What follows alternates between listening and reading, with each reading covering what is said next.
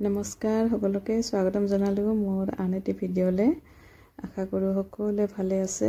এয়া বনাই আছোঁ মই ঘি, আৰু এইটো মোৰ সপ্তাহত এটা কাম, আৰু সপ্তাহত মই ঘি বনাবই লাগিব এদিন। আৰু এইফালে চাওক, মই বাহিৰত ফেব্ৰিক কৰি আছোঁ কাপোৰযোৰ এটা ফুল আঁকি থলোঁ, ৰ'দত অলপ শুকাব দিছোঁ, আৰু এতিয়া ঘিও বনাই আছোঁ। এইফালে চব্জিও কাটি আছোঁ।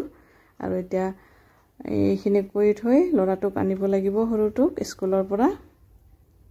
ঘি হৈয়ে আছে, দেখুৱাই আছোঁ।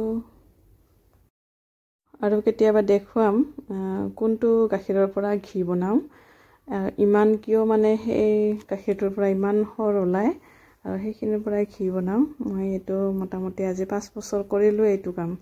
সদায় ঘি কিনিবলগীয়া নহয়, ঘৰতে বনাওঁ, মানে গাখীৰটো কিনি আনি সেই সৰটোৰ পৰা। আৰু এয়া মোৰ মুন্না মানে ক্ৰিকেট খেলিব যাব ৰেডি হৈ আছে, আৰু তাৰ এটাই কমপ্লেইন, মই তাৰ খেল এদিনো চাব যোৱা নাই। আৰু ইয়াতে ৰেডি হৈ আছে খেলিব যোৱাৰ কাৰণে, চাওক। আৰু আজি মই মুন্নাৰ খেল চাব যাম। মুন্না এতিয়া প্ৰেক্টিচ কৰি আছে, চাওক। আৰু মুন্না, মই খেল চাব গ'লে সি বৰ ভাল পায়। বহুত সৰুৱে আছে এতিয়াও মুন্নাটো, 5 বছৰহে হৈছে, মানে 6 বছৰ কমপ্লিট হোৱাই নাই, আৰু 5 বছৰ চলি আছে। মই অলপমান কওঁ যে এইবিলাক ইমান সৰুতে বাপেকে আৰু নামানে, এইবিলাক কথা নুশুনে।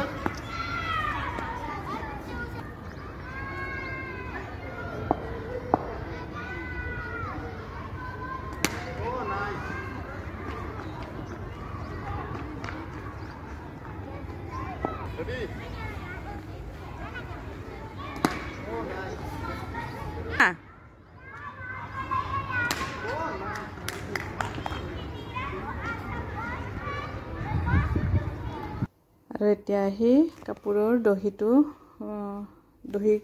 কৰি আছোঁ। আৰু কাপোৰযোৰ যদি কমপ্লিট হয় তেতিয়াহ'লে দেখুৱাম আৰু নেক্সট ডেট।